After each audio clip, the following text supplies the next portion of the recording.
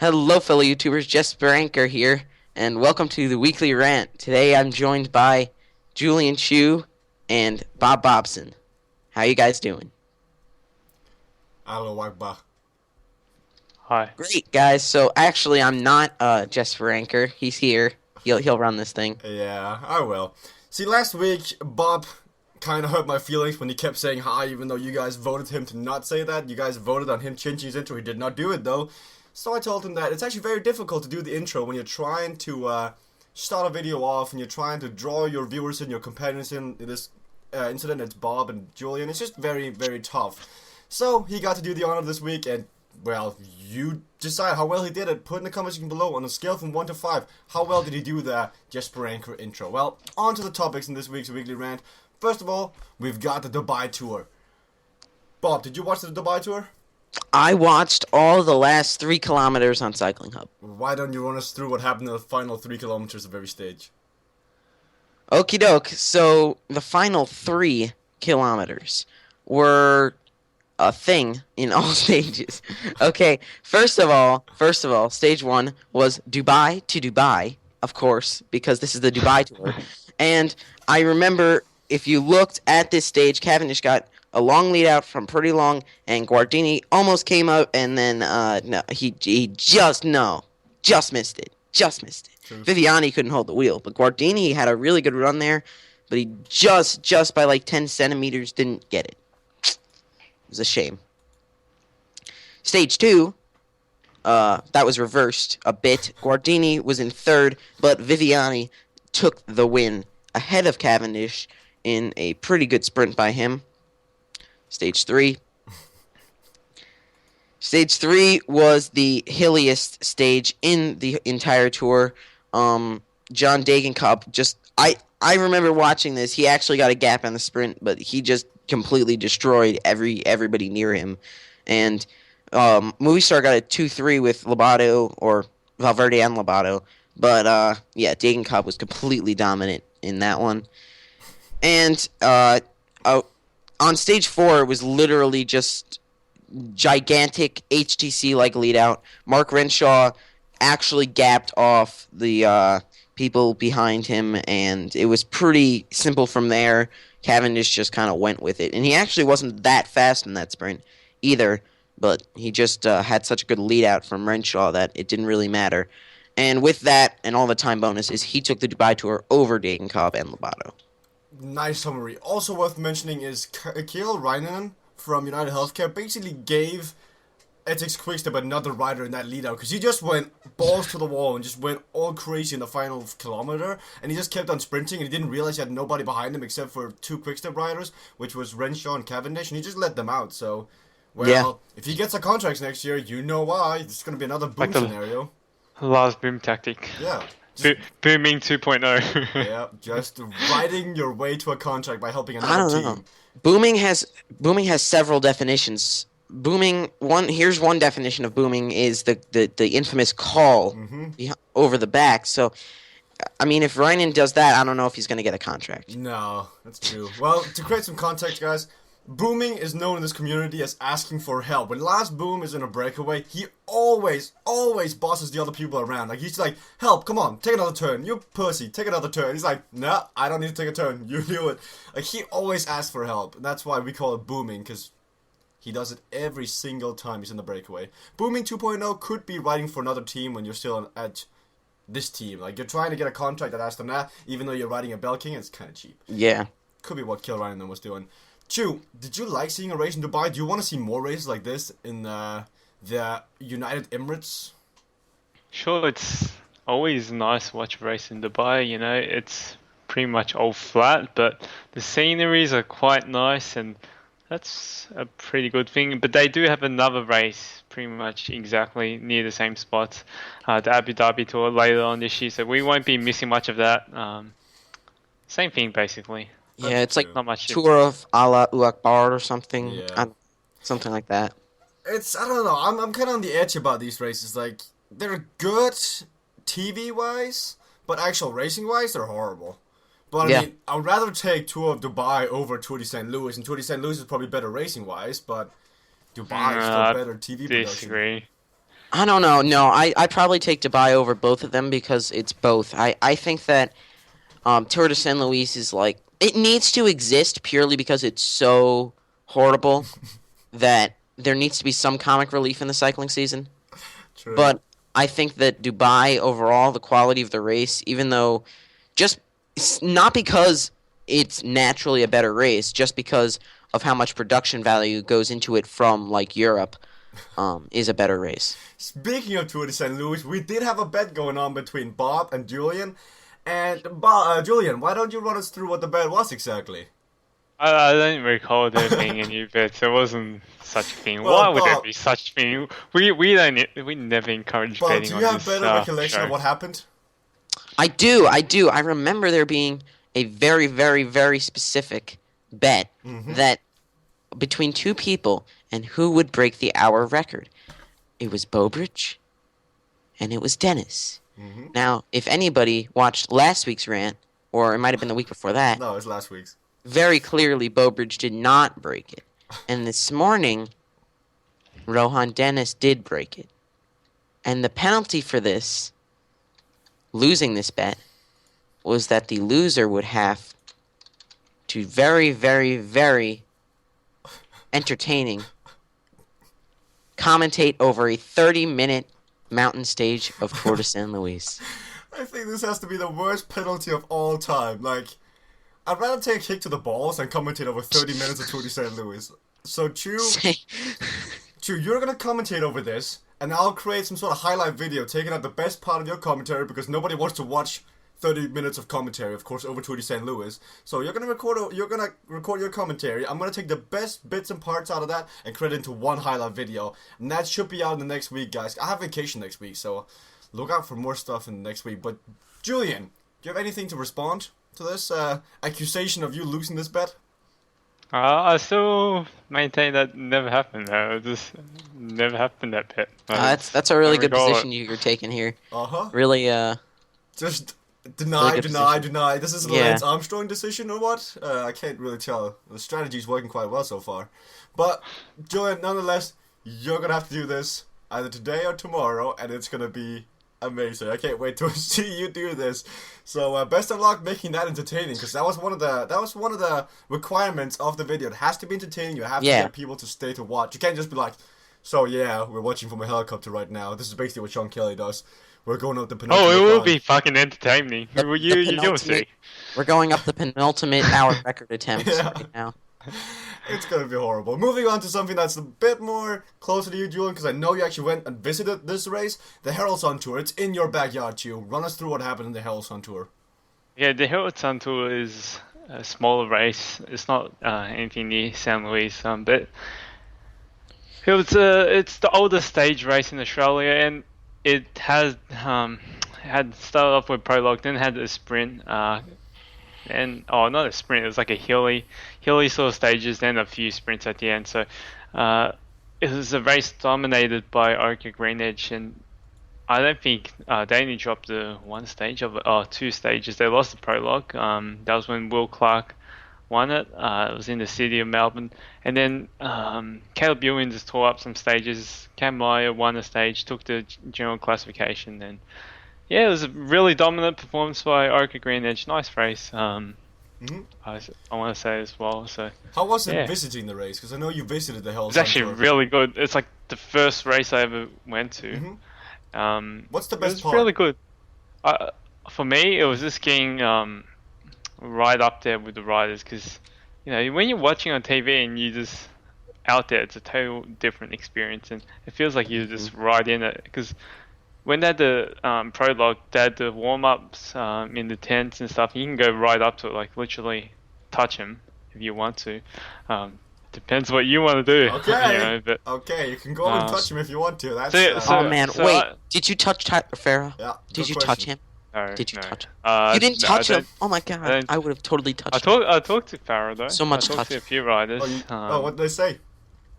Well, I talked to Farah and he said he didn't have a chance of winning, but he did okay.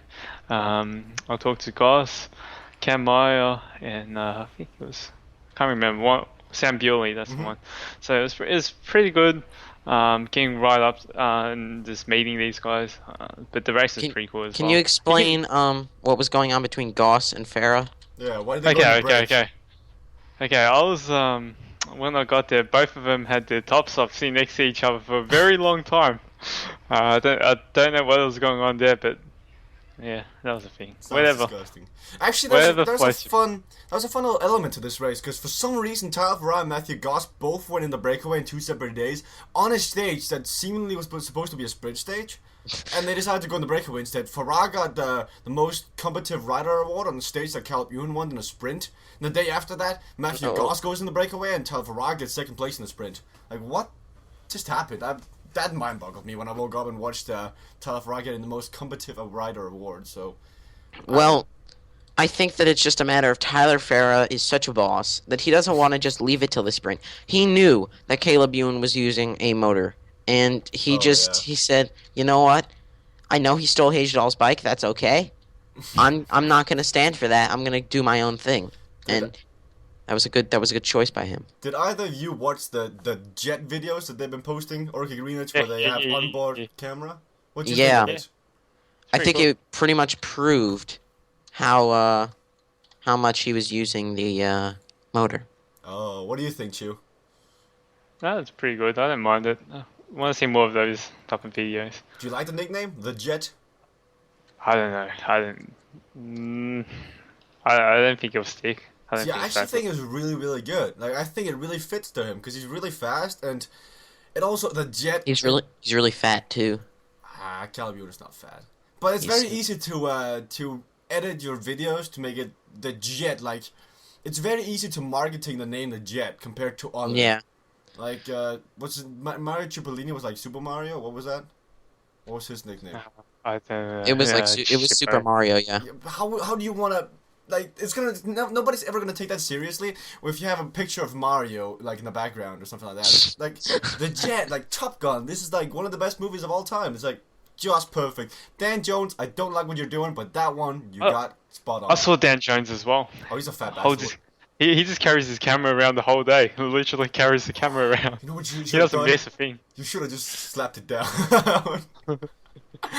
In case you don't know, the history between Dan Jones and I is that since we run the cycling hub, they've been known to steal our stuff. Not really steal, it's not the good word. They've been known to download our videos, upload their name, and we ask for credit because we record these videos. You can see our watermark on the video. He's like, that's the funny part. He's like, nope, I have no recollection of that. Nope, we own this sport. We're bigger than you. We have the rights. Like, no, you don't have the rights. I mean, I don't know. Dan Jones just seems like a dick. Even in the videos, he seems like a cuck. Like, just. I don't know. I'm just. How does a person, resemble this dick or cock? It's the attitude you present. When you write something, you can either write it formally or with a really bitchy attitude. Writing with a bitchy attitude is something Dan Jones is a master of. Like, I can probably find it, but I probably won't. But in the actual message, you'll see that he's like, "Oh, hell no! You don't think you're nobody." Well, let's talk about the Jeremy Hoy message. That was bloody funny. Jeremy Roy. Did you say Jeremy Roy? Okay, I think I gotta find this now. I think that I gotta find this. This is just stupid. Okay, so what happened with Jeremy Roy? You should probably have seen our on-bike cameras with Jeremy Roy, and Jeremy Roy was not a big fan of this. Strangely enough. Clearly not. So, rightly so as well. Oh crap! It's in Dutch, and Stefan is in Dutch. He's like, hey, hello. Oh, wait, no, I wrote to him. We've seen you submitted copyright claims on the videos we have posted. We don't get that since we're just helping you. We're helping you grow it. We're giving you free PR. Why are you being such a bitch?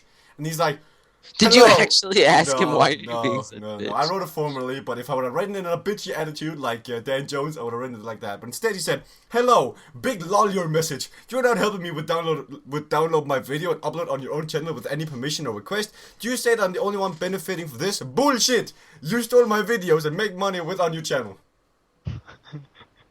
First of all, we did not make a single dime off his videos because Universal Sports claimed every single video of his. Like, Universal Sports have been all over our ass, so we're not making any videos of the videos we've done so far. I'm not making any money off the videos we've posted so far. So, first of all, that's a lie. He definitely doesn't know what he's talking about. That's really stupid. But I think you're not making money because he claims it. Is that true? Or? No, it's Universal Sports. It has nothing to do with it. But he makes money from his videos, I assume. Since they changed, can you do inbox? Can you do inbox? Google No. Plus. See, I would like to find the Dan Jones message, but it's such a long time ago that you can't actually find it anymore because YouTube has switched from like inbox to messages to community to whatever. Like they keep changing how things work, so things get lost in limbo, I guess. You just can't find it unless you know how to, and I don't know how to. But people do get mad at us, but I don't get how, because we're just helping you grow. Sometimes you have to realize that we're also doing you a favor. Just not the race, like Kettle Evans Ocean Classic, whatever, retweeted out our videos. That is so smart of them. We're basically doing a job for them for free. Like, you don't have to pay us anything, and you get extra marketing. Doesn't that sound like the best deal ever? Like, what's better than free work and free marketing? Psyching up the TV? I don't know. Let's move on. Etoile de Bessé, a race that none of us really cared about until recently, because in stage 2 or stage 3, I don't really know which stage it was, there was huge winds. Like, there were head-on winds that made them go 28 kilometers an hour in average speed, which is very, very slow for a professional peloton. And mid-race, they stopped like 3 or 4 times to protest the decision to keep on racing. And the peloton wanted to stop, but the commissioners said, no, we keep on riding, and you'll just have to ride through it. Do you guys think that when a race is this crazy or this absurd with the high wind speed there was, should they be able to cancel a race like this, or should the riders just live through it? What do you think, Bob? Absolutely not. They cannot cancel the race. You have to ride through a race. The race exists. Part of that race is whatever conditions are out there, okay? And unless there's 6 feet of snow on the road like it's the Giro d'Italia, okay, you have to ride through it. If it's possible to ride through it, you have to ride through it. It's part of being a cyclist, in my opinion. Do you agree, Chu? I don't really agree, but I'm all for what the riders want to do, you know, because a lot of the time the racing is probably too difficult in a sense, and everyone wants to see things like brilliant things happening, and then we're always like wanting to see more mountains, more feet of snow, or more winds, or whatever, and that's. I don't think that's a good thing as well, because you're just encouraging riders to dope, and you want to see less doping, you want to make the race harder, and all that kind of stuff. But then again, when there's riders protesting, I don't know. It's a really tough thing, because obviously the organizers are losing money if the race stops, and that's the thing. But in a sense, if a rider's pissed off of the race, obviously they're not going to come again next year, and they're going to lose. Because look, there's big riders here. There's Thibaut Pinot, there's Vauclair, Pierre Roland, Galopin. So there's big names here. If they dislike the race, I don't think they're going to be coming back next year, and that's harming the race as well. So it goes both ways. But when you get a big race like at the Tour and riders want to protest, that's a different story in general. Well, I think one thing worth mentioning is that in American legislature, they have something called a precedent, which is basically a previous court ruling that sets the parameters of what other governing bodies can do in the future. And Giro d'Italia did not cancel the one race, I remember, where Bernard Eisel was like going all nutshell crazy. He was going like bitch mode. Like he was crying to the commissioners that he wanted to stop the race. They did not stop that stage.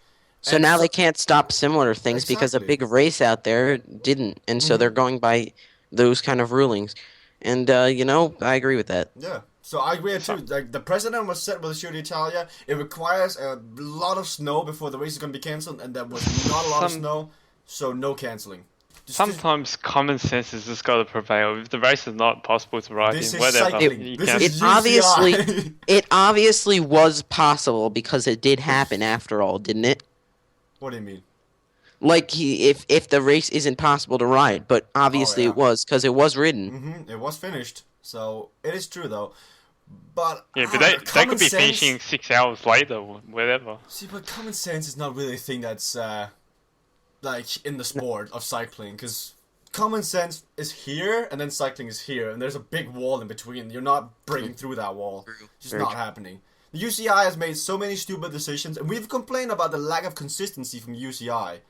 That I think that if they uphold previous precedents like this, you'll see a more lenient way. Like you see a more consistent ruling, and I think the sports needs that because the way that UCI handles thing, one day it'll be up here, next day it'll be down here, and up here again, down here, and you can't do that with rulings. You gotta be consistent all the way through, and the sport of cycling is struggling with that. Both with the UCI, ASO, RCS, all the governing bodies out there, they all suck.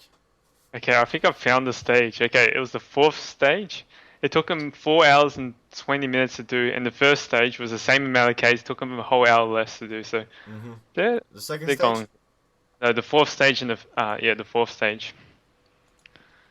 No, the third stage. Third stage, the one that. It's gotta be the second stage. Right, the second stage is 4 hours and 27 minutes at 155k. Jans Roy. Yeah, Roy Jans. Roy Jans, that's the one. He's following Cycle the TV on Twitter, so he's a good guy. We'll keep an eye out for him, and Vanti Gobert is a great team. I don't get it. What is Jans Roy? Is that Roy Jans? Jeremy Hoy. I don't know, they'll work together. Jeremy Roy. Oh my god. Oh my god. You know how Cosmo Carlano has his list of enemies? One day, Cycling.tv will have a list of enemies published for you guys, but you'll need a big piece of paper because it's gonna go from like up here, it's just gonna continue. It's still continuing, guys. I'm just saying it's still continuing. Like, we have so many enemies in this business, it's quite fun. So, Pro Cycling Stats. yeah. Do you know they blocked us on Twitter? Like, they were like, we don't want any more pirated videos, stop it. And we like kept tweeting at them because we just have a template that we just fill in. They're like, no, we don't want it. Like, whatever, we're just gonna keep tweeting. What if one day a guy from Pro Cycling Stats bought the company, like he buys it from the person that owns it, and they're like, we really want your videos, what would you do? Sure, take it. It's more marketing for us. Well, who cares? We don't have a grudge with Pro Cycling Stats. They hate us. We just don't care. We think it's funny. Like, how can you hate somebody that's trying to help you? I mean, what the heck? Yeah, I follow Pro Cycling Stats on Twitter, and they always tweet about, why is all they're complaining about the illegal streams? They're like, if you want to watch a legal stream, go look at this link and all this stuff. And he tweeted today, I'm really sick of the illegal streams, and I replied back to him like, I found a really good stream here. It's really high quality. Check out the Cycling live stream. That's a good one. Do they actually tweet out they're tired of pirate streams? Yeah. What? They've been high supporters of it in the past. What the heck? Like, they've been supporting it so much in the past. I don't get why they're not doing it now. Like, try to find that link. They're hypocrites to whatever propaganda they need to spread at the time. It's like most things in the world. He tweeted, really hate to watch illegal streams. That is so hypocritical of them because they used to share our videos. They used to share our stuff. You see the stuff they tweet nowadays? It's like, due to our hard work and perseverance, Pro Cycling Stats has become what it is. Like, fuck you guys. Fuck you guys. You were the first to do what you're doing, and that's why you're big. You're not even good. Your search function is shit. The only reason we're still using your site is because you're the only site that does it. Yeah. Nobody else does it. And they're so slow. The Tour of Dubai, the final results of every stage was up like an hour after they were actually released on the Tour of Dubai website. That is really, really slow. Like, that's just, no. Yeah. Pro Cycling Stats needs a new business director. Honestly, CQ is up most of the time before Pro Cycling Stats. But nobody knows of CQ ranking because Pro Cycling Stats gets shared everywhere. It's Pro Cycling Stats has a better layout, but they have worse functioning abilities, I guess. It's weird. Well, let's get back on track because we moved far off that. Let's get on to some of the miscellaneous news, guys. Hey, if you guys are still listening. It is a rant. It's definitely a rant. So, one man that nobody thought was human, who's also got a movie coming out soon, which is called the David Miller Project, I believe. But you probably guessed who it is now. It's David Miller. He tweeted out, "So idiot here just got rolled by some internet fraudster in the US of A. I don't suppose anyone can put me in touch with a law enforcer." And I thought this was funny because this happened to me too, like 3 years ago. You guys probably know the client on PC called Steam. It's very, very known if you want to play games on Steam. You're basically forced to have Steam or Oregon if you want to play games on your PC. And I logged in on the wrong Steam profile or whatever on the internet, and somebody stole my account, and I lost money like that. And what happened with David Miller was he thought he was on PayPal, but he was not on PayPal. He was on some sort of Chinese fake PayPal, and they cleaned his account. Has this ever happened to one of you guys?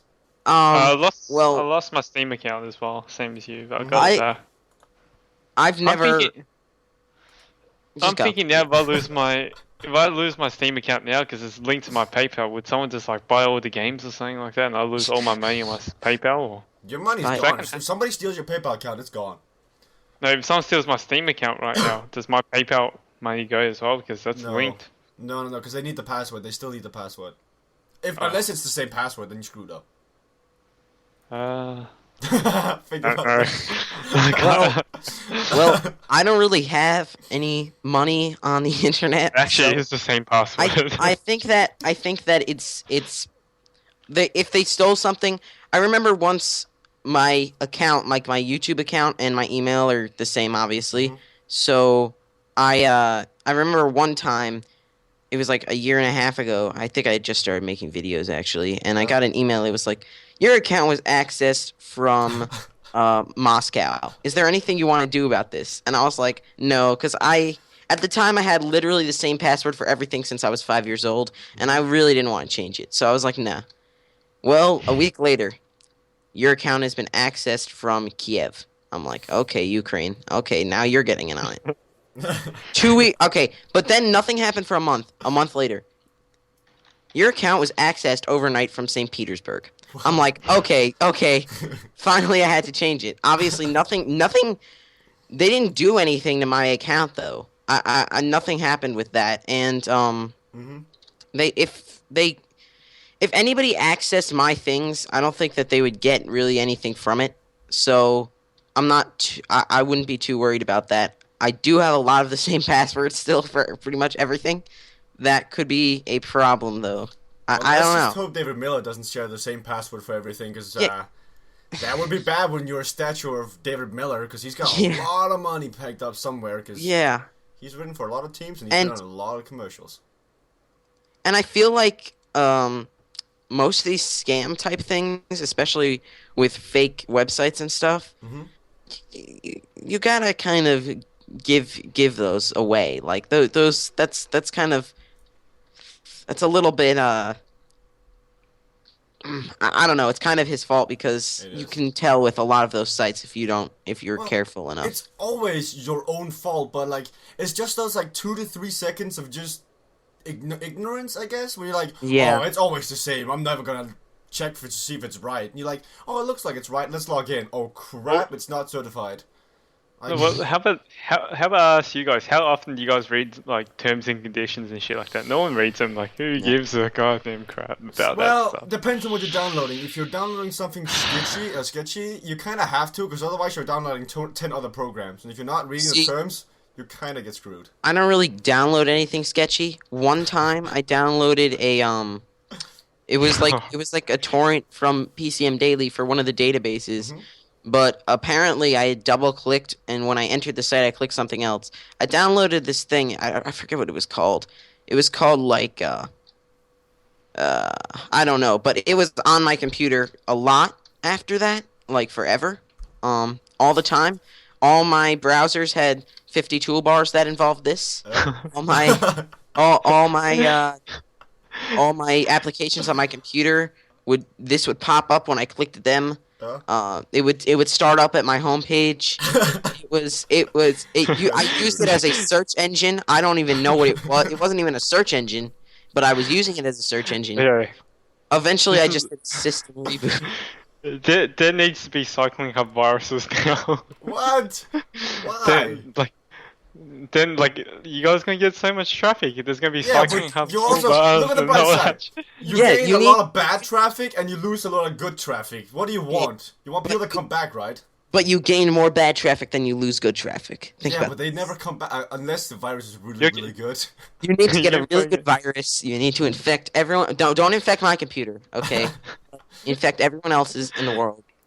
Guys, we would never do that. We might be sketchy, but we're not that sketchy. Let's move on, though. In 2016, the World Championship will be in Qatar. We've previously talked about this on the show, but the route was officially released yesterday, I believe it was. Yes, it was.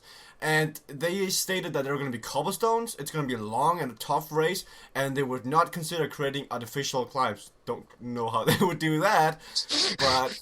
It's going to be Qatar, and it's going to be weird. And they also stated they would move the date from September to Qatar to October. That's a big change? Because everyone is used to riding the Vuelta a España as a preview or as a practice for the World Championship. Now they might have to change their entire season next year, because if you're targeting the World Championship, you can't really go to the Vuelta a España and still have some kilometers in your legs at the World Championship. What do you think, Julian?